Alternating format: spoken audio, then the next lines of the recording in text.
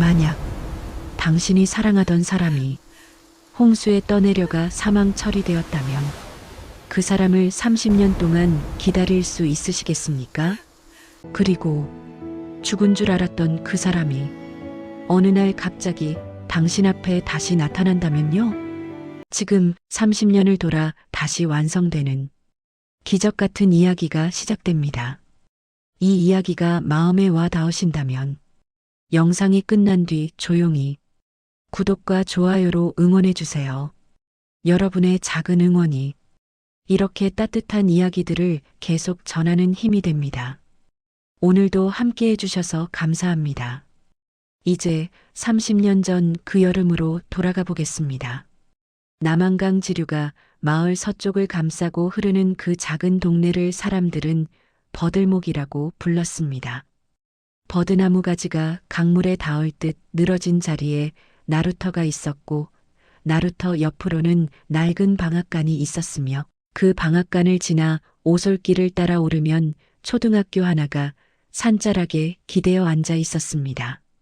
전교생이 40명도 채 안 되는 작은 학교였지만 운동장 가장자리에 심어진 플라타너스 나무들이 여름이면 기막힌 그늘을 만들어 주었고 그 그늘 아래서 마을 사람들은 저녁이면 멍석을 깔고 앉아 이야기꽃을 피웠습니다. 1993년 여름이었습니다. 그의 여름은 유독 더위가 일찍 찾아왔습니다. 6월이 채 끝나기도 전에 강물은 뜨거운 햇볕을 받아 온기를 머금었고 논두렁마다 개구리 소리가 요란했습니다. 버들목 마을 사람들은 그의 여름을 오래 기억했습니다. 더위 때문만은 아니었습니다. 그 여름 마을에 두 가지 일이 동시에 일어났기 때문이었습니다. 하나는 마을 출신 청년 하나가 서울로 떠나는 일이었고 다른 하나는 그 청년이 떠나지 못하게 할 뻔한 홍수였습니다. 강변 마을에서 목수일을 하던 이만술 씨의 외아들 이준혁은 그의 24살이었습니다. 키가 훤칠하고 눈매가 선한 말수가 적대 한번 웃으면 눈이 가늘어지는 청년이었습니다. 손재주가 좋아서 무엇이든 뚝딱 만들어냈지만 정작 준혁이 가장 좋아한 것은 손으로 무언가를 만드는 일이 아니라 입으로 소리를 내는 일이었습니다. 하모니카였습니다.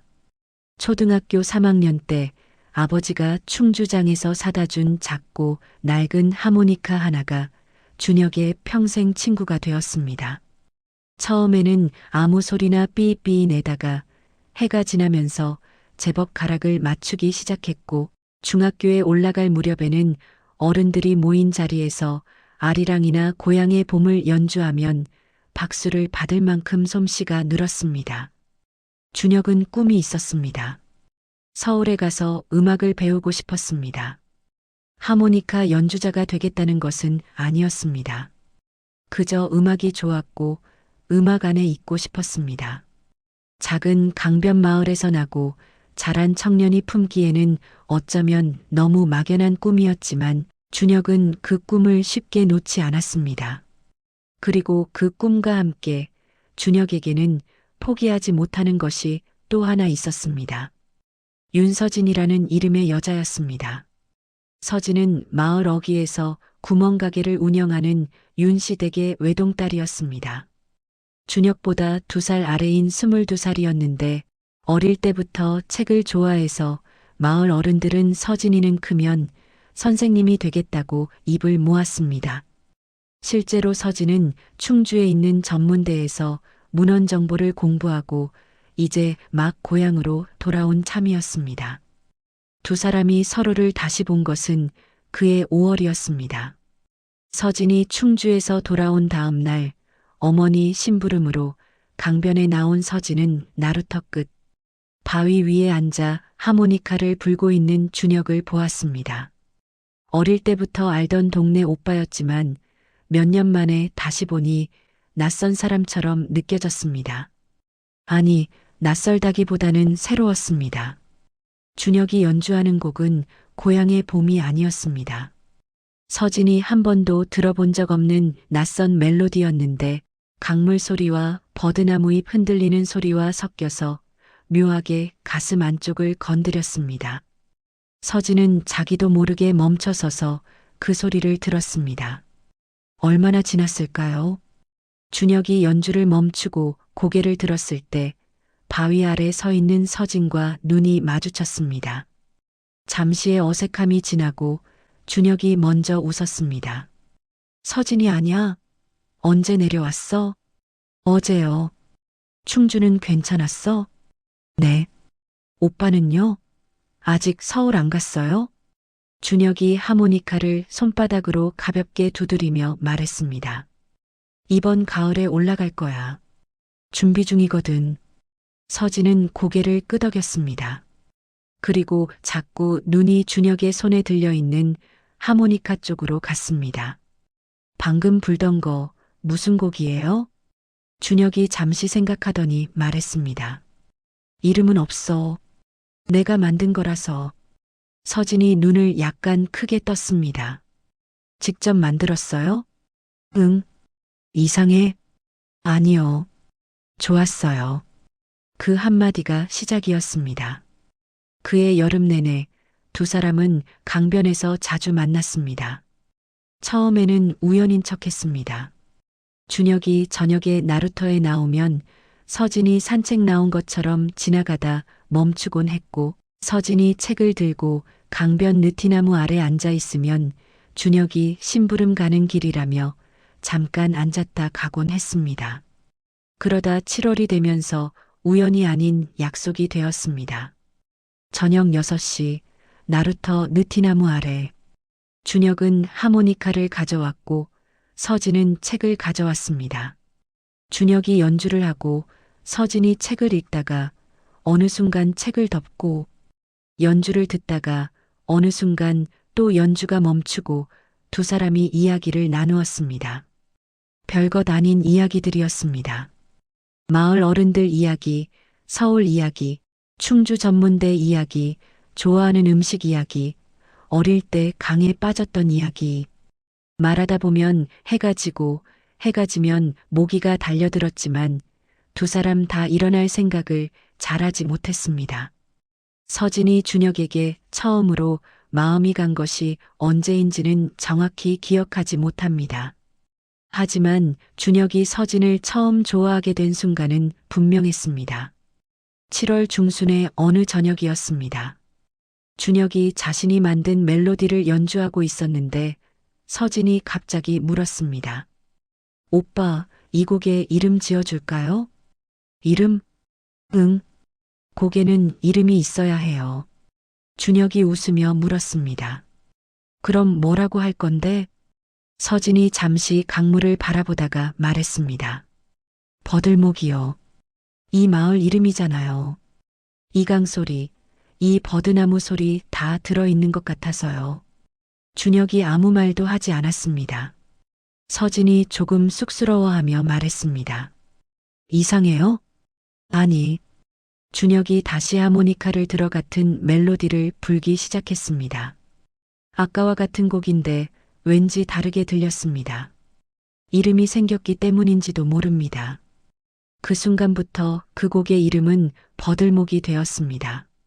그리고 그 순간부터 준혁은 서진을 좋아했습니다. 8월이 되자 준혁은 서울 올라갈 준비를 서두르기 시작했습니다. 아버지 이만술 씨는 말이 없었습니다. 반대한다는 말도 찬성한다는 말도 하지 않았습니다. 그저 아침마다 공방에 나가 나무를 다듬고 저녁에 막걸리 한 잔 마시고 일찍 잠자리에 들었습니다. 그 침묵 안에 얼마나 복잡한 마음이 들어있는지를 준혁은 몰랐습니다. 아니, 알면서도 못 본 척했는지도 모릅니다. 서진의 어머니 윤 씨는 다른 의미에서 말이 없었습니다. 두 젊은이가 저녁마다 강변에서 만난다는 사실을 모르지 않았지만 어미의 예감이라는 것이 있어서 딸이 그 청년을 좋아한다는 것을 느꼈고 그 청년이 떠날 것이라는 것도 알았습니다. 그래서 더 말이 없었습니다. 8월 15일 광복절이었습니다. 마을 사람들이 초등학교 운동장에 모여 작은 잔치를 열었습니다. 플라타너스 나무 아래 멍석을 깔고 수박을 쪼개고 막걸리를 돌렸습니다. 아이들은 운동장에서 뛰어놀았고 어른들은 그늘 아래 앉아 이야기를 나눴습니다. 준혁이 하모니카를 꺼냈을 때 누군가 손뼉을 치며 아이고, 준혁이가 오늘도 한 곡 해준다 하고 소리쳤습니다. 웃음소리가 퍼졌고 준혁은 쑥스러운 듯 뒤통수를 극적이다가 이내 하모니카를 입에 댔습니다. 고향의 봄을 불었습니다. 그리고 봄날은 간다를 불었습니다. 그리고 마지막으로 버들목을 불었습니다. 이름이 붙은 것은 서진과 준혁만 알았지만 그 낯선 멜로디가 어느 곡보다 잘 어울렸습니다. 마을 사람들이 조용히 들었습니다. 강바람이 불었고 플라타너스 잎이 흔들렸습니다. 그날 밤 잔치가 끝나고 사람들이 하나둘 돌아가는 길에 준혁이 서진을 나루터로 불렀습니다. 달이 떠 있었습니다. 강물에 달빛이 부서졌습니다. 준혁이 한참 강을 보다가 말했습니다. 나 이번 달 말에 올라가. 서진이 알고 있었습니다. 그래도 듣는 것과 아는 것은 달랐습니다. 언제요? 8월 말. 29일이나 30일. 서진이 고개를 끄덕였습니다. 준혁이 서진을 바라보았습니다. 서진아. 응. 나 서울 가서 자리 잡으면 데리러 올게. 서진이 고개를 들었습니다. 준혁이 수줍게 웃으며 말했습니다. 싫어. 서진이 고개를 저었습니다. 아주 천천히, 그러나 분명하게. 기다릴게요. 준혁이 하모니카를 꺼냈습니다. 서진 쪽으로 내밀었습니다. 이거 잠깐 들고 있어. 서진이 두 손으로 받았습니다. 준혁이 하모니카를 든 서진의 손 위에 자신의 손을 얹었습니다. 이게 내 마음이야. 서울 가서도, 내가 어디 있어도. 강물이 흘렀습니다. 달이 물 위에서 흔들렸습니다. 그날이 두 사람이 온전히 함께한 마지막 밤이었습니다. 8월 28일이었습니다. 아침부터 하늘이 낮게 깔렸습니다. 장마는 이미 끝났다고 생각했는데 중부 지방에 갑작스러운 호우 예보가 내려졌습니다. 마을 이장이 확성기를 들고 나와 강 가까이 사는 집들은 귀중품을 높은 곳으로 옮기라고 안내했습니다. 어른들은 불안한 눈으로 하늘을 살폈지만 사실 버들목 마을에 물이 차오른 적은 없었습니다. 수십 년 전에 둑이 생긴 뒤로는 웬만한 비에 마을이 잠긴 일이 없었습니다. 그래서 사람들은 걱정은 했지만 대피까지는 하지 않았습니다. 오후 2시부터 비가 쏟아지기 시작했습니다. 처음에는 굵은 빗방울이 후두득 내리는 정도였는데 1시간이 지나자 빗줄기가 달라졌습니다. 하늘에 구멍이 뚫린 것처럼 퍼붓기 시작했습니다. 바람도 함께 불어와서 처마 끝 빗물바지가 넘쳐 흐르고 논두렁이 무너지기 시작했습니다. 준혁은 그날 집에서 서울 올라갈 짐을 꾸리고 있었습니다. 이튿날인 29일에 서울로 올라가기로 되어 있었습니다. 준혁은 배낭 안에 옷가지를 넣으면서 하모니카를 찾았습니다. 광복절에 서진에게 잠시 맡겼다가 받아온 그 하모니카를 제일 위에 올려 넣으려고 했는데 어디에도 보이지 않았습니다. 어젯밤 서진을 만났을 때 돌려받은 기억이 분명히 있었습니다. 혹시 나루터에 두고 왔나 싶어서 준혁은 우산을 들고 밖으로 나갔습니다. 그 판단이 화를 불렀습니다. 나루터로 내려가는 길목에서 비에 발이 미끄러져 강변 쪽 사면으로 굴러떨어졌습니다. 강물이 이미 많이 불어 있었습니다. 준혁이 스스로 헤엄쳐 올라오려고 했지만 급류에 밀려 하류 쪽으로 빠르게 떠내려갔습니다. 소리를 질렀지만 빗소리와 물소리에 묻혔습니다. 마을 사람이 준혁이 강에 빠지는 것을 봤습니다. 하지만 폭우 속에서 구조를 하기도 뒤를 따르기도 어려웠습니다. 그날 밤 버들목 마을 일부가 침수되었고 다음 날 아침 둑 일부가 무너졌습니다. 방앗간이 잠겼고 나루터가 흔적도 없이 사라졌습니다. 이준혁은 돌아오지 않았습니다. 서진이 그 소식을 들은 것은 폭우가 멈춘 다음 날이었습니다. 나루터 근처에서 준혁의 우산이 발견되었다는 말이었습니다. 그리고 준혁이 강물에 휩쓸리는 것을 봤다는 마을 사람의 증언이 있었다는 것도요. 사흘 동안 수색이 이루어졌지만 준혁의 흔적은 나오지 않았습니다. 서진의 어머니는 딸이 울지 않을까봐 걱정했습니다. 그런데 서진은 울지 않았습니다. 아무것도 하지 않고 방 안에 앉아 있었습니다. 밥도 먹지 않고 책도 읽지 않고 그냥 앉아 있었습니다. 사흘이 지나도록 그랬습니다. 그러다 나흘째 새벽에 어머니가 물 한 잔을 들고 들어갔을 때 서진이 조용히 말했습니다. 엄마, 나 하모니카가 없어. 어머니가 무슨 말인지 몰라 가만히 있었습니다. 준혁 오빠 거 29일에 돌려드리려고 갖고 있었는데 지금 어딘지 몰라. 서진의 목소리가 조금 갈라졌습니다. 준혁 오빠 것인데 내가 잘 갖고 있었어야 했는데 그제서야 눈물이 났습니다. 서진이 그날 새벽 실컷 울었습니다. 어머니가 등을 두드리고 또 두드렸습니다. 이준혁은 그해 9월 초 사망으로 처리되었습니다. 이준혁이 강물에서 건져진 것은 버들목 마을에서 50km 이상 하류에 있는 읍내 근처의 자갈밭이었습니다. 그를 발견한 것은 이른 아침 낚시를 나온 60대 노인이었습니다. 자갈밭에 반쯤 걸쳐 있는 청년을 보고 처음에는 시신인 줄 알았다고 했습니다. 그런데 가까이 가보니 희미하게 숨이 붙어 있었습니다. 머리에 큰 상처가 있었고 온몸에 멍이 들어 있었습니다. 읍내 병원으로 옮겨졌고 일주일 동안 의식을 잃었다가 깨어났습니다. 문제는 깨어났을 때였습니다. 준혁은 자신이 누구인지 기억하지 못했습니다. 이름도 사는 곳도 가족도 강물에 떠내려오기 전에 기억이 깨끗이 사라져 있었습니다. 당시의 외상후 기억상실증이라는 것이 지금처럼 잘 알려져 있지 않았고 읍내 작은 병원에서 할 수 있는 것도 한계가 있었습니다. 의사는 시간이 지나면 기억이 돌아올 수도 있다고 했지만 돌아오지 않을 수도 있다고도 했습니다. 준혁을 발견한 노인의 이름은 황봉수였습니다. 슬하에 자식이 없는 노인 내외였는데 신원을 알 수 없는 청년을 참아 병원에만 맡겨둘 수 없어서 퇴원 후 집으로 데려왔습니다. 준혁은 스스로를 기억하지 못했지만 손이 기억하는 것들이 있었습니다. 황봉수 노인의 집에 있는 나무 의자를 보고 자연스럽게 손을 뻗어 흔들리는 다리를 고쳤습니다. 노인이 감탄했습니다. 자네 목수 솜씨가 있어. 준혁이 고개를 갸웃했습니다. 기억은 없었지만 손이 기억하는 것이 분명했습니다. 황봉수 노인이 읍내 목공소에 소개시켜 주었습니다.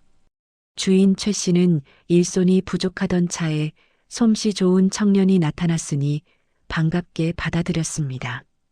준혁은 이름이 없어서 황봉수 노인이 붙여준 이름을 썼습니다. 박강이라는 이름이었습니다. 강에서 온 사람이라는 뜻으로 노인이 나름 정성껏 지어준 이름이었습니다. 박강은 목공소에서 일하면서 황봉수 노인 내외의 집에 살았습니다. 기억은 없었지만 부지런하고 성실해서 수년이 지나는 동안 읍내에서 신뢰받는 목수가 되었습니다. 다만 이상한 것이 있었습니다. 가끔 나무를 다듬다가 멍하니 강물을 바라볼 때가 있었습니다. 아무 이유 없이 눈이 강 쪽으로 향하고 무언가를 찾는 것 같은 눈이 되곤 했습니다. 그리고 때로는 아무 멜로디도 없이 입으로 허밍을 했는데 자신도 무슨 곡인지 몰랐습니다. 황봉수 노인의 아내가 한 번은 물었습니다. 봉수야, 저 사람이 흥얼거리는 거 들어봐요. 무슨 곡인지 알아요? 황봉수 노인이 귀를 기울였습니다. 모르겠소. 들어본 적 없는 곡이요. 나도 그래요. 어디서 배운 곡인지. 박강, 아니 준혁은 자신이 흥얼거리는 그 멜로디가 무엇인지 알지 못했습니다.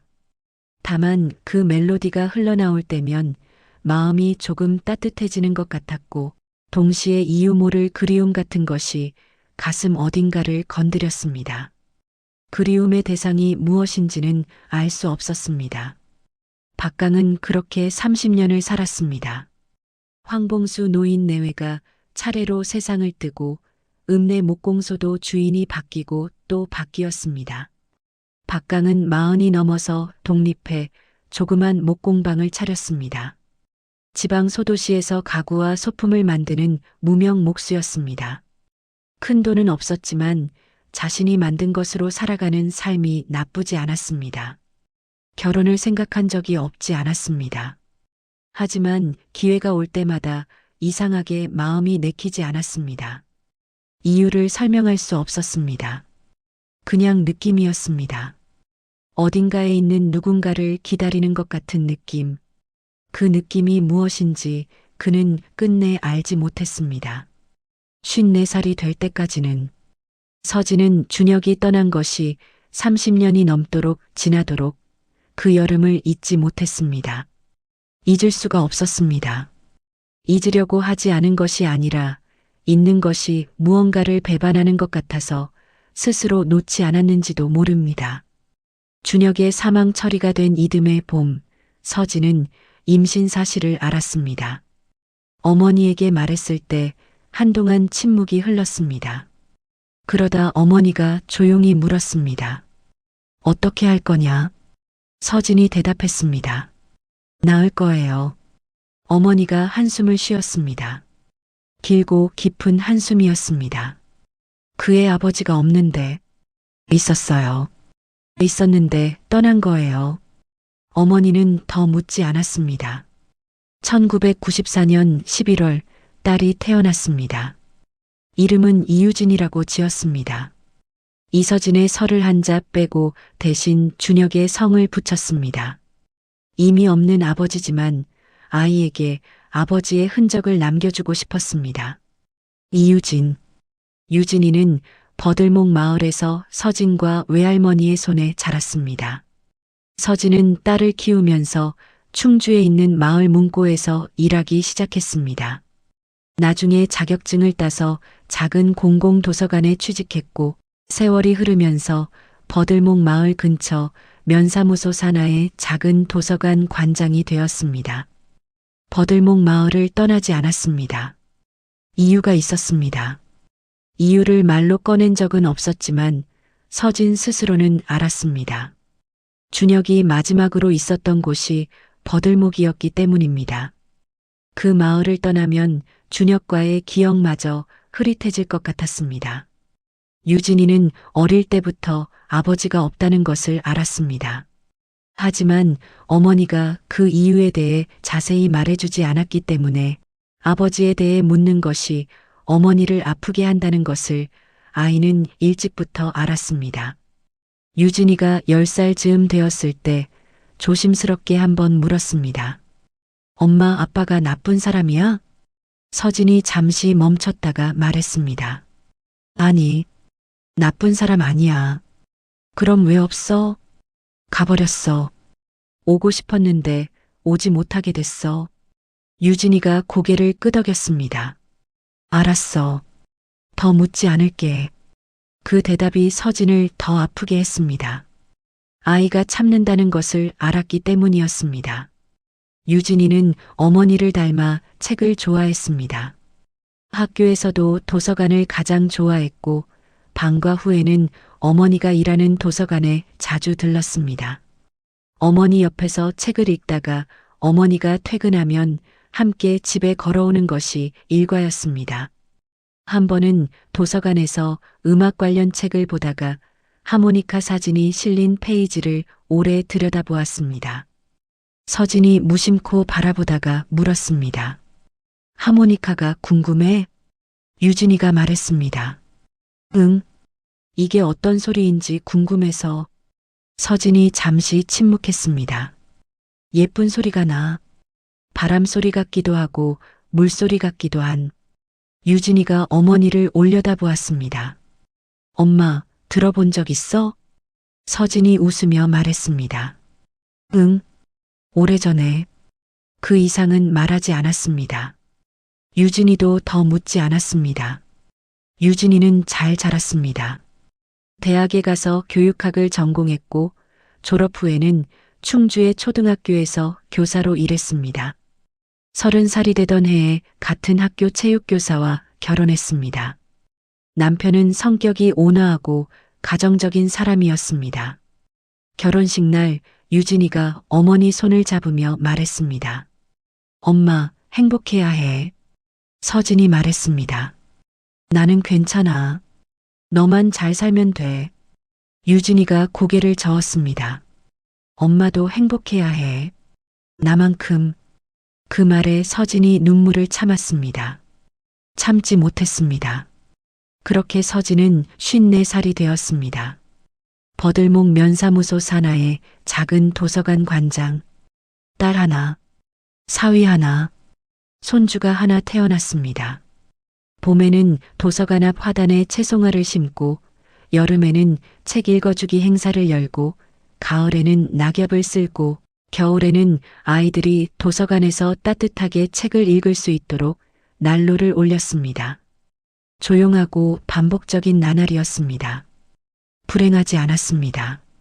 하지만 완전하지 않다는 느낌이 언제나 있었습니다. 마치 책의 마지막 장을 잃어버린 것 같은 느낌. 이야기가 어떻게 끝나야 하는지 알 것 같은데 그 페이지가 없는 것 같은 느낌. 서진은 그 느낌을 30년 동안 가슴 한쪽에 두고 살았습니다. 버들목 초등학교가 폐교된 것은 2010년이었습니다. 학생 수가 줄고 또 줄어서 결국 5명밖에 남지 않게 되자 교육청에서 인근 학교와 통폐합을 결정했습니다. 마지막 졸업생들이 울면서 학교를 떠났고 마을 사람들이 모여 조용한 폐교식을 치렀습니다. 그 후 학교 건물은 10년이 넘도록 방치되었습니다. 군청에서 그 부지를 주민복지시설로 활용하기로 한 것은 2023년의 일이었습니다. 철거를 위한 사전 조사가 시작되었고 실제 철거 작업에 들어간 것은 이듬해 봄이었습니다. 작업반장 김인태 씨는 철거 현장을 진두지휘하는 50대 후반의 사람이었습니다. 그리고 그 작업반에 외부에서 온 목수 하나가 있었습니다.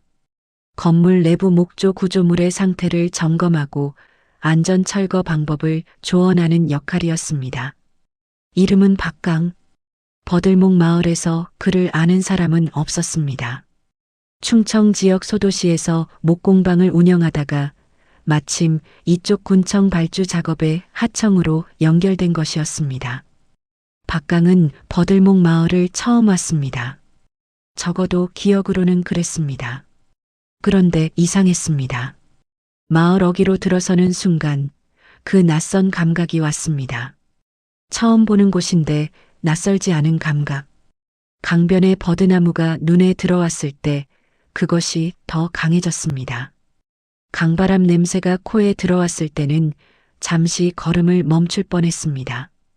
그냥 비슷한 풍경을 어딘가에서 본 적 있어서 그런 거겠지 하고 박강은 생각했습니다. 폐교 건물 안에 들어섰습니다. 오래된 나무 냄새와 먼지 냄새가 섞여 있었습니다. 복도에는 아이들이 그린 그림들이 색이 바랜 채 아직 붙어 있었습니다. 교실 문들은 삐걱거렸고 운동장 쪽 창문은 녹이 슬어 잘 열리지 않았습니다. 박강이 교실 안쪽 기둥들을 점검하고 있을 때였습니다. 저기요, 목수 선생님. 작업반 막내가 뛰어왔습니다. 화장실 쪽 벽 뜯다가 이상한 게 나왔어요. 화장실 옆 담벼락 안쪽이었습니다. 낡은 벽돌 사이에 철제통 하나가 박혀 있었습니다. 손바닥 2개 크기의 작은 통으로 뚜껑이 녹슬어서 처음에는 폐기물인 줄 알았다고 했습니다. 그런데 통을 꺼내서 흔들어 보니 안에 무언가가 들어있는 것 같았습니다. 작업반장 김인태 씨가 말했습니다. 이게 타임캡슐 아니야? 나 학교 다닐 때 이런 거 묻었는데 누군가가 말했습니다. 열어봐요. 뚜껑이 꽤 단단히 잠겨 있었습니다. 작업반 사람들이 교대로 도전해봤지만 쉽게 열리지 않았습니다. 박강이 조심스럽게 공구를 써서 뚜껑을 서서히 돌렸습니다. 퍽 하는 소리와 함께 뚜껑이 열렸습니다. 안에는 비닐로 꼼꼼하게 쌓인 물건들이 있었습니다. 비닐이 오래되어 누렇게 변했지만 안쪽은 의외로 보존이 잘 되어 있었습니다. 사람들이 조심스럽게 비닐을 벗겼습니다. 먼저 나온 것은 낡은 공책이었습니다. 그리고 그 다음으로 녹이 슬어 있지만 분명히 알아볼 수 있는 작은 하모니카 하나. 박강이 그것을 본 순간 무언가가 가슴 안쪽을 강하게 두드렸습니다. 손이 저도 모르게 그쪽으로 뻗었습니다. 공책을 펼쳤습니다. 겉에는 버들목 초등학교 6학년 일반 타임캡슐 마이너스 1993년 8월 무듬이라고 적혀 있었습니다. 그리고 2003년 8월 10년 후에 열어주세요라는 문구도 있었습니다. 10년 후에 열려야 할 타임캡슐이 30년 넘도록 잊혀진 채 벽 안에 있었던 것입니다. 공책 안에는 아이들이 쓴 여러 장의 편지가 있었습니다. 10년 후에 자신에게 혹은 미래의 누군가에게 쓴 짧은 글들. 대부분은 웃음이 나오는 순진한 내용들이었습니다. 10년 후에는 피겨 선수가 되어 있을 거예요. 저는 그때도 우리 마을에 살고 있을 거예요. 하늘을 나는 차가 나와 있겠죠? 작업반 사람들이 웃으며 읽었습니다. 그런데 공책 맨 뒤쪽에 접힌 종이 한 장이 따로 끼워져 있었습니다. 6학년 학생이 쓴 것 치고는 글씨가 꽤 반듯했습니다. 누군가 나중에 끼워 넣은 것처럼 공책과 다른 종이였습니다. 박강이 그 종이를 펼쳤습니다. 1993년 8월 26일. 이 편지를 읽는 사람에게 제 이름은 이준혁입니다. 버들목 마을에서 태어났습니다. 24살이고 이틀 후에 서울로 떠납니다. 서울에서 음악을 공부하고 싶습니다. 하모니카가 좋아서 음악이 좋아졌습니다. 제가 만든 곡이 있는데 이름은 버들목입니다. 이 마을 이름입니다. 좋아하는 사람이 지어줬습니다. 좋아하는 사람이 있습니다. 윤서진이라는 사람입니다. 서울 가서 자리 잡으면 데리러 올 거라고 약속했습니다. 반드시 돌아올 겁니다.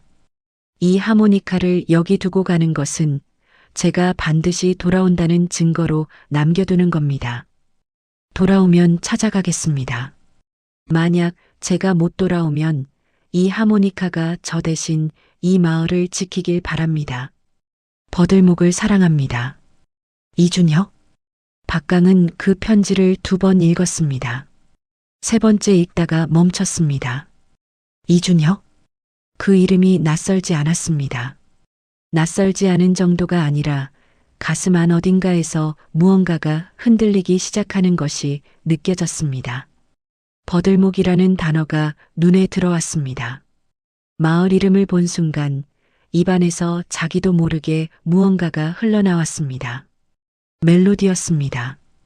그가 수십 년 동안 이유도 모르고 흥얼거려온 그 멜로디. 버들목. 이름이 있었습니다. 이름이. 박강의 손이 떨렸습니다. 녹슨 하모니카를 들어 올렸습니다.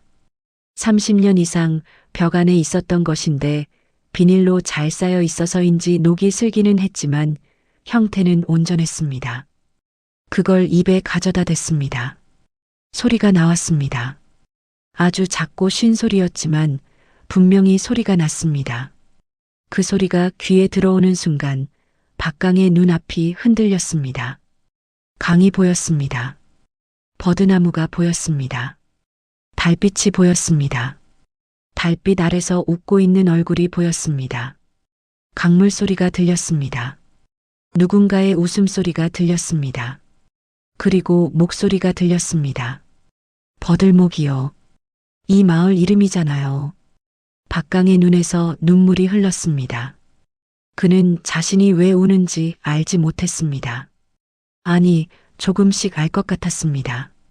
그날 밤 박강은 잠을 이루지 못했습니다. 편지의 이름, 이준혁? 그 이름을 자꾸 떠올렸습니다. 자신의 이름인지 어떻게 아느냐고 누가 묻는다면 대답할 수 없었습니다. 그냥 알았습니다. 뼈가 기억하는 방식으로. 이튿날 아침 박강은 마을에서 가장 오래 산 주민이 누군지 수소문했습니다. 마을 구판장에서 물건을 팔고 있는 70대 노인이 있었습니다. 이름은 강명칠이라고 했습니다. 박강이 조심스럽게 물었습니다. 혹시 이준혁이라는 사람 아세요? 이 마을 출신인데 1993년에 홍수로. 강명칠 노인이 눈을 가늘게 뜨고 박강을 바라보았습니다. 이준혁? 이만술 씨 아들? 박강의 심장이 뛰었습니다. 그 사람 그 홍수에 돌아가셨잖아요. 이 마을 토박이가 아니라면 모를 수도 있지. 그때 젊은 청년인데 강에 빠져서. 박강이 말했습니다. 그 사람 가족이 지금도 마을에 있나요? 노인이 고개를 저었습니다. 이만술 씨는 오래전에 돌아가셨고 준혁이 어머니도 마찬가지고. 하지만 노인이 잠시 생각하다가 말했습니다. 그 준혁이가 좋아했다는 서진이는 아직 있어요. 윤서진 씨. 지금은 면 도서관 관장이야. 박강이 천천히 고개를 들었습니다. 윤서진. 편지에 있던 이름이었습니다. 도서관은 면사무소 옆에 있는 작은 2층 건물이었습니다. 박강이 그 앞에 섰습니다. 안으로 들어가야 한다고 생각했지만 발이 떨어지지 않았습니다. 무엇을 말해야 하는지 몰랐습니다. 아니, 무엇을 확인해야 하는지조차 몰랐습니다. 자신이 이준혁이라는 확신이 있느냐고 물으면 어떻게 대답해야 할지. 하지만 발은 알아서 계단을 올라갔습니다. 도서관 문을 열었습니다. 작은 공간이었습니다. 책꽂이들이 정갈하게 늘어서 있었고 창가에 어린이 열람 공간이 있었습니다. 점심 무렵이라 이용자가 많지 않았습니다. 카운터 안쪽에서 여자 한 명이 책을 분류하고 있었습니다. 박강이 들어서는 소리에 그 여자가 고개를 들었습니다. 두 사람의 눈이 마주쳤습니다. 1초가 지났습니다. 2초가 지났습니다. 서진이 손에 들고 있던 책을 떨어뜨렸습니다. 쿵! 그 소리도 들리지 않았습니다. 서진의 얼굴이 하얗게 변했습니다. 눈이 커졌습니다. 손이 카운터 모서리를 잡았습니다. 박강도 멈춰섰습니다. 여자의 얼굴을 보는 순간 30년 전 달빛 아래서 본 그 얼굴이 겹쳐졌습니다. 젊은 얼굴이 지금의 얼굴 안에 들어 있었습니다. 세월이 쌓였지만 눈매는 같았습니다. 웃으면 눈이 어떻게 되는지 박강은 기억하지 못했지만 지금 그 눈이 울 것 같다는 것을 알았습니다. 서진이 조용히 말했습니다. 한 글자씩. 준. 혁. 씨. 박강이 입을 열었지만 소리가 나오지 않았습니다. 서진의 눈에서 눈물이 흘렀습니다.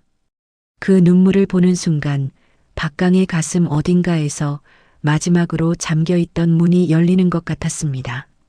서진이 먼저 다시 말하기 시작한 것은 한참 후였습니다. 두 사람은 도서관 옆 작은 휴게 공간에 마주 앉았습니다. 직원이 차를 가져다 주었지만 두 사람 다 차에 손을 대지 않았습니다. 서진이 말했습니다. 살아계셨군요. 낮고 조용한 목소리였습니다. 감정을 억누르고 있다는 것을 박강은 느꼈습니다. 당신이 준혁 씨인 거 맞죠? 얼굴이 많이 변했지만 눈이 똑같아요. 박강이 천천히 말했습니다. 저도 확실하지 않았습니다. 30년 넘게 기억을 잃고 살았어요. 다른 이름으로, 다른 마을에서, 어제 타임캡슐에서 편지를 읽고 나서야. 서진이 고개를 끄덕였습니다. 그리고 잠시 침묵이 흘렀습니다. 서진이 말했습니다. 기다렸어요. 박강이 서진을 바라보았습니다. 처음에는 몇 달만 기다렸습니다. 혹시 살아있을지도 모른다고. 하지만 시신도 나왔고 사람들이 다 돌아가셨다고 했어요. 그래서 서진의 목소리가 조금 흔들렸습니다. 그래서 믿었습니다. 어쩔 수 없이. 박강이 고개를 숙였습니다. 그 사이에 저는 서진이 말을 멈췄습니다. 손이 탁자 위에서 잠시 떨렸습니다. 당신 모르게 생긴 일이 있어요. 박강이 고개를 들었습니다. 서진이 그를 바라보았습니다. 눈 안에 30년이 들어 있었습니다. 딸이 있어요. 고요했습니다. 박강이 아무 말도 하지 못했습니다. 서진이 계속 말했습니다. 그 여름에 준혁 씨가 떠나고 나서 알았어요. 임신이라는 것을. 당신한테는 말할 수도 없었고 말할 방법도 없었어요. 이미 돌아가셨다고 했으니까. 박강의 눈이 흔들렸습니다. 혼자 낳았어요. 혼자 키웠어요. 이름은 이유진이에요. 당신 성을 붙였어요. 아버지가 없어도 아버지 흔적은 있어야 한다고 생각해서. 서진이 잠시 창밖을 바라보았습니다. 지금 30살이에요. 결혼했고 아이도 있어요. 박강이 말했습니다. 미안합니다. 그 두 글자가 전부였습니다. 서진이 고개를 저었습니다. 미안하다는 말이 이 상황에서 맞는 말인지 모르겠어요. 당신이 원해서 기억을 잃은 것도 아니고 원해서 사라진 것도 아니잖아요. 알아요, 그건. 목소리가 잠시 끊겼습니다. 그래도 서진의 눈에 다시 눈물이 찼습니다. 혼자였어요. 30년 동안. 당신 있던 자리가 너무 컸어요. 다른 사람이 채울 수가 없었어요. 채우려고도 안 했지만. 박강이 두 손을 탁자 위에 올려놓았습니다. 목수의 손이었습니다. 나무를 다루다 생긴 굳은 살이 가득한 손. 서진이 그 손을 바라보았습니다. 손이 기억했군요. 박강이 의아하게 바라보았습니다. 서진이 말했습니다. 하모니카, 그리고 나무. 두 가지 다 기억했군요. 서진이 유진이에게 전화를 건 것은 그로부터 사흘 후였습니다. 유진이는 처음에 아무 말도 못했습니다. 서진이 찬찬히 설명했습니다. 타임캡슐, 하모니카, 기억을 잃었던 남자, 그리고 그 남자가 이제 여기 버들목 마을에 있다는 것. 유진이가 말했습니다. 정말이에요? 응. 어머니, 지금 어디 계세요? 도서관. 제가 갈게요. 유진이가 도착한 것은 다음 날 오전이었습니다. 서진과 박강은 도서관 열람실 구석 테이블에 나란히 앉아 있었습니다. 도서관 문이 열리고 유진이가 들어섰습니다. 30대 초반의 여자였습니다. 서진을 닮은 듯 닮지 않은 듯. 눈매는 서진이었지만 이마와 턱선은 달랐습니다. 그 달랐던 것이 어디를 닮은 것인지 박강은 알 것 같았습니다. 유진이 걸음이 느려졌습니다. 박강을 본 순간이었습니다. 처음 보는 사람인데 유진의 눈빛이 바뀌었습니다. 무언가를 알아보는 눈빛. 30년을 상상으로만 그리던 얼굴을 실물로 보는 순간에 그 눈빛. 유진이 서진 옆에 앉았습니다. 박강을 바라보았습니다. 오래. 박강도 유진을 바라보았습니다. 말이 나오지 않았습니다. 유진이 먼저 말했습니다. 어머니한테 많이 들었어요. 아니, 직접 말씀하신 건 별로 없었지만 들으려고 노력했고 느끼려고 했어요. 목소리가 떨렸습니다. 그래서 알아요. 아버지가 나쁜 사람이 아니라는 것. 어머니가 그 사람을 30년 동안 미워하지 않았다는 것. 그리고 유진이 손을 들어 눈가를 눌렀습니다. 그 사람이 반드시 돌아올 거라고 어머니가 믿었다는 것. 박강이 눈을 감았습니다. 다만 유진이 목소리가 조금 낮아졌습니다. 어머니가 혼자 울 때마다 제가 모른 척 했어요. 몰랐던 게 아니라 모른 척 했어요. 어머니가 슬픈 걸 내가 봤다는 걸 알면 어머니가 더 힘드실 것 같아서. 서진이 눈물을 삼켰습니다. 그게 저는 제일 힘들었어요. 어머니 때문에 슬픈 것보다 어머니가 제 때문에 슬픔을 숨기신다는 게 더 힘들었어요. 박강이 고개를 들었습니다. 목소리가 갈라졌습니다. 미안합니다. 서진에게도 유진에게도 기억이 없다고 해서 제 잘못이 아닌 건 아닙니다. 그 세월 동안 여러분이 감당한 것들을 저는 모르고 있었으니까요. 모르고 있었다는 게 모른 척한 것보다 어떤 면에서는 더 무책임한 것이기도 하니까요. 유진이 박강을 바라보았습니다. 그리고 천천히 말했습니다. 그 말 한마디가 아버지. 그 한 글자가 박강의 가슴 안에서 오래된 무언가를 녹였습니다. 30년 동안 쌓인 무언가. 이름 없이 살아온 시간들. 무엇을 잃었는지도 모르고 그리워했던 것들. 강물 냄새를 맡을 때마다 이유 없이 멈춰 섰던 것들. 그 모든 것들이 그 한 글자 안에 다 있었습니다. 박강이 고개를 숙였습니다. 어깨가 흔들렸습니다. 서진이 아무 말도 하지 않았습니다. 유진이도 아무 말도 하지 않았습니다. 그냥 셋이 같이 울었습니다. 도서관이 고요했습니다. 바깥에서 바람이 불었습니다. 버드나무 잎이 창문을 건드렸습니다. 그날부터 박강은 버들목 마을에 머물렀습니다. 처음에는 임시로였습니다. 철거 작업이 계속되는 동안만 있을 예정이었습니다. 그런데 작업이 끝나도 돌아가지 않았습니다. 서진도 붙잡지 않았지만 가라고도 하지 않았습니다. 마을 사람 중 몇몇은 박강이 누구인지 알게 되었습니다. 젊어서 홍수에 떠내려갔다던 이만술 씨 아들. 기억을 잃고 살다가 타임캡슐 때문에 돌아온 사람. 마을 어른들 중 그 사실을 기억하는 이들은 신기하다는 듯 박강을 바라보았습니다. 그리고 대부분은 그냥 받아들였습니다. 시골 마을의 조용한 포용이었습니다. 박강은 마을 빈집 하나를 수리해 임시로 살기 시작했습니다. 버려진 나무 창틀을 고치고 삐걱거리는 문짝을 바꾸고 마루 널빤지가 뜬 곳을 수선했습니다. 그 일이 너무 자연스러워서 보는 사람들이 웃었습니다. 역시 이만술 씨 아들이야. 손재주가 꼭 그 양반 닮았어. 박강은 그 말을 듣고 처음으로 자신이 누구의 아들인지 실감했습니다. 서진과 박강은 천천히 시간을 쌓아갔습니다. 처음에는 서진이 도서관을 마칠 무렵 박강이 마중 나오는 것으로 시작했습니다. 함께 강변을 걸었습니다. 나루터는 이미 수십 년 전에 사라졌지만 버드나무는 그 자리에 여전히 있었습니다. 강변을 걸으면서 이야기를 나눴습니다.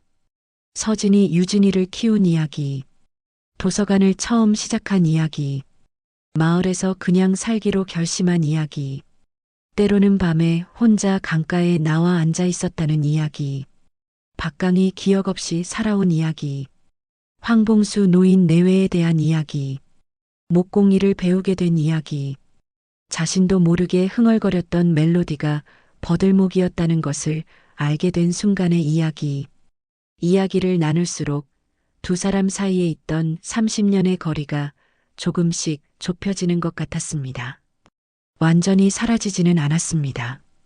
그 30년은 두 사람 모두에게 실제로 살아온 시간이었기 때문에 없었던 것처럼 건너뛸 수 없었습니다. 하지만 박강이 말했습니다. 어느 저녁 강변에서 서진 씨, 응? 나는 기억이 없었지만 그 30년 동안 내가 아무것도 안 그리워한 건 아니에요. 뭔지는 몰랐지만 늘 무언가가 비어 있었어요. 서진이 강물을 바라보았습니다. 박강이 계속 말했습니다. 채워야 할 자리가 있다는 건 알았는데 뭘로 채워야 하는지 몰랐어요. 지금은 알아요. 서진이 천천히 고개를 돌려 박강을 바라보았습니다. 박강이 웃었습니다. 30년 전 나루터 바위 위에서 하모니카를 불다가 고개를 들었을 때와 같은 눈이 가늘어지는 웃음이었습니다. 서진이 말했습니다. 우리 늦었죠. 박강이 고개를 저었습니다. 늦은 게 아니에요. 돌아온 거예요. 서진이 잠시 그 말을 되새겼습니다. 돌아온 거. 응. 우린 늦은 게 아니라 돌아온 거예요. 먼 길 돌아서. 강물이 흘렀습니다. 버드나무가 바람에 흔들렸습니다. 서진이 아주 오랫동안 웃지 않았던 웃음을 지었습니다. 결혼식은 서두르지 않았습니다. 두 사람 다 그럴 나이도 지났고 무엇보다 서두를 이유가 없었습니다. 이미 많은 시간이 흘렀으니 남은 시간은 차분하게 쓰고 싶었습니다. 유진이가 부모님에게 말했습니다. 결혼식 하세요. 두 분이. 서진이 웃으며 말했습니다. 이 나이에 무슨. 유진이가 고개를 저었습니다. 나이가 무슨 상관이에요. 두 분이 하고 싶으면 하면 되는 거잖아요. 사위도 찬성했습니다. 박강이 말했습니다. 크게 하지 말고 마을 분들만 모시고 조용하게. 서진이 잠시 생각하더니 말했습니다. 마을회관. 그래서 마을회관 결혼식이 되었습니다. 11월의 어느 맑은 주말이었습니다. 마을회관 안팎을 마을 아이들이 그린 그림과 국화꽃으로 꾸몄습니다. 요리는 마을 어머니들이 나눠서 했습니다. 국수를 삶고 전을 부치고 도라지 무침과 깍두기를 내왔습니다. 하객이 많지 않았습니다. 마을 사람들이 대부분이었고 유진이 가족, 박강이 충주 목공소 시절부터 알던 지인 몇, 그리고 두 사람 모두를 오래전부터 기억하는 이들. 서진은 한복을 입었습니다. 곤색 저고리에 자주색 치마. 딸 유진이가 골라준 것이었습니다. 박강은 수수한 감색 신사복을 입었습니다. 주름을 정성껏 잡았지만 여전히 목수의 손이 양복 소매 밖으로 나와 있었습니다. 두 사람이 마을회관 앞에서 마주 섰을 때 주위에서 박수가 났습니다. 박강이 서진을 바라보았습니다. 서진이 박강을 바라보았습니다.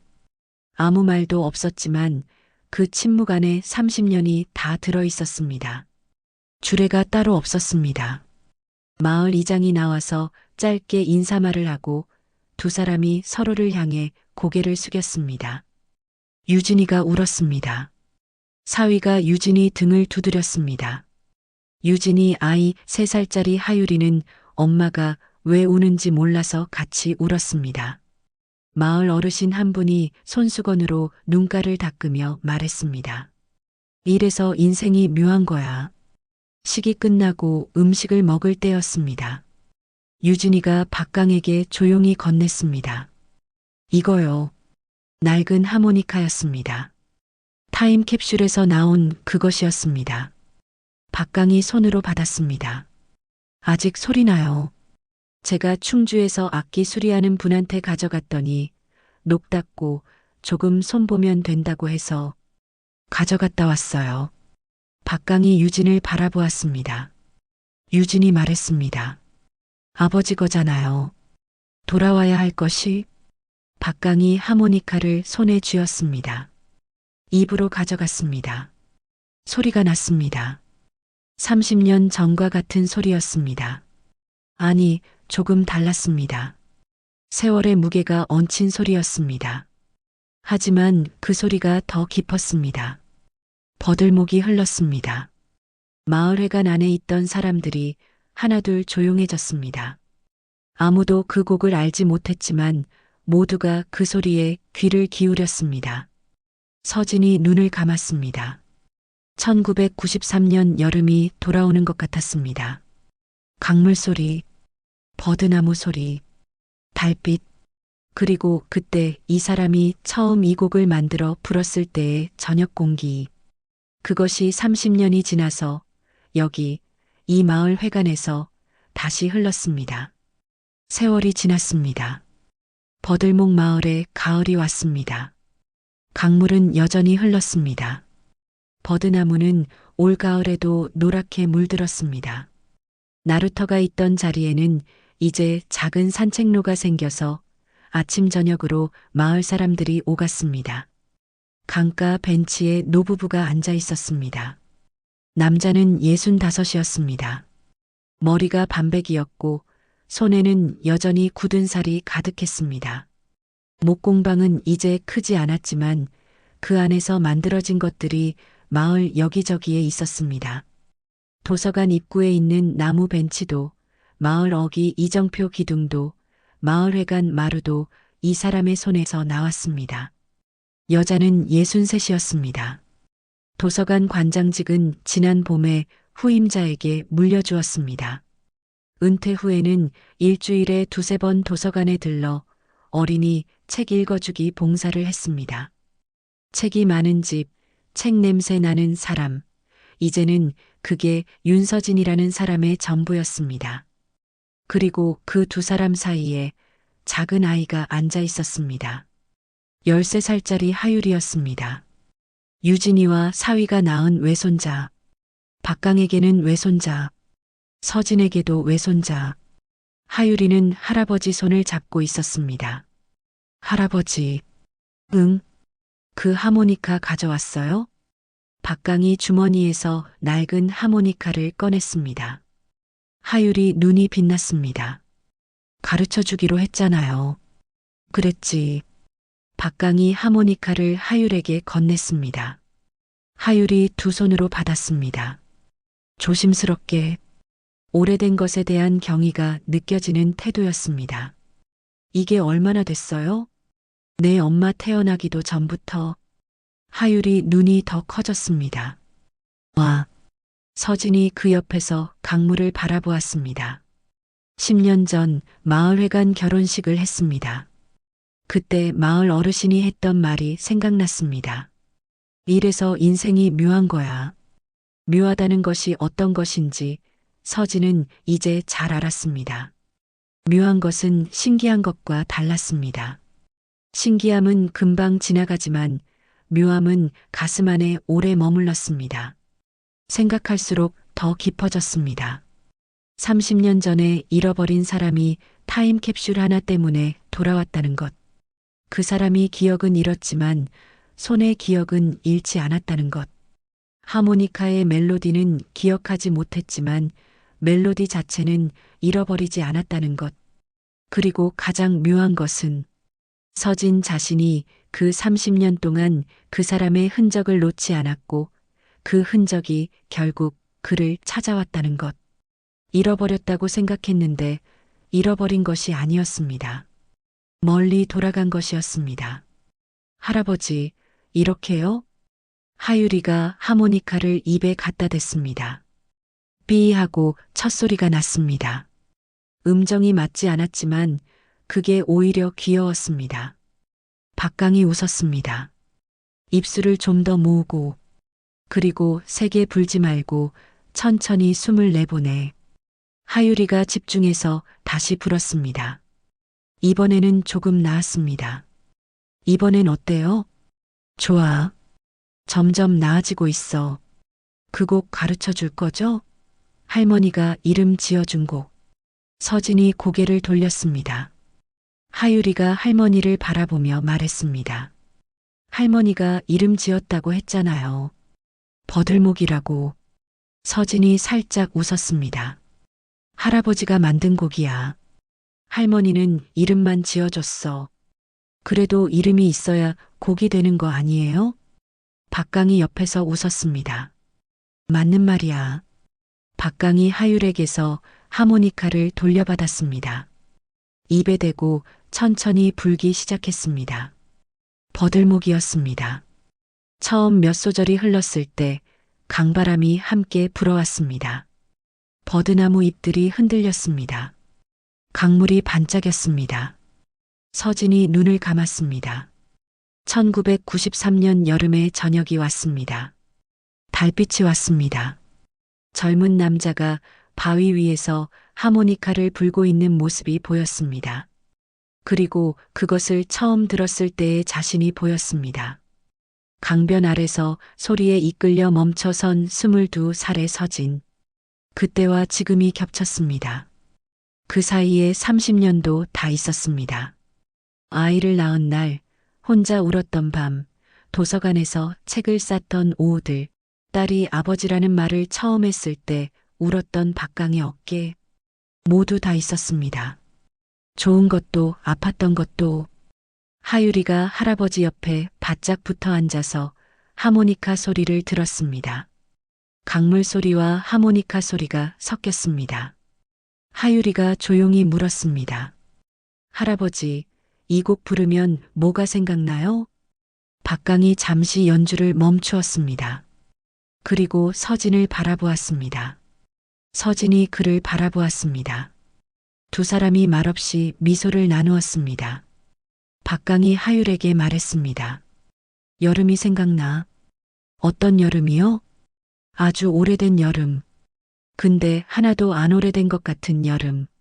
하율이 고개를 끄덕였습니다. 무슨 말인지 다 알지는 못하겠지만 이해하려고 하는 눈이었습니다. 박강이 다시 하모니카를 들어 올렸습니다. 마지막 소절이 흘렀습니다. 강물이 반짝였습니다. 버드나무 잎이 흔들렸습니다. 서진이 눈을 감은 채 웃었습니다. 그 멜로디가 강을 따라 흘러갔습니다. 버들목 마을의 가을 오후 안으로 천천히, 아주 천천히. 우린 늦은 게 아니라 돌아온 거예요. 오늘 이야기는 여기까지입니다. 오늘 이야기가 조금이라도 마음에 남으셨다면 영상이 끝난 뒤 조용히 구독과 좋아요로 응원해 주세요.